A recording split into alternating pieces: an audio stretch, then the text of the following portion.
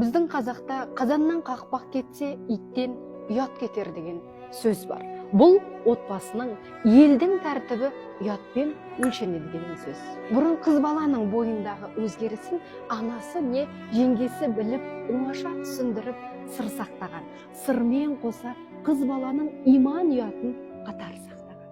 Ал қазір бүкіл отбасы жиналып, той жасап, жеке дүниені жарияға жар салу керек дегенді естіп, құлағым ұялып отыр. Ұлға әке, қызға ана болып, ұятпен ибаны ұқтыра алмай, өзіміз қазан бетіндегі қақпақты бірінші болып лақтырып жатсақ, ұрпақты кімге тапсырмақпыз? Біздің қазақ өзгенің қаңсығын таңсық еткенмен өзінікі етіп теліп алмайды. Дәл солай біреудің ережесін 100% көшіре алмаймыз. Заманауи заңдарды өз болмысымызға келтіріп, келістіріп, ұяттан безбейде ұлға ұстануға, қызға қондыруға болады. Керісінше мынау алмағайып заманда иба мен ұятты ұл қызымызға сіңіру парызымыз емес пе?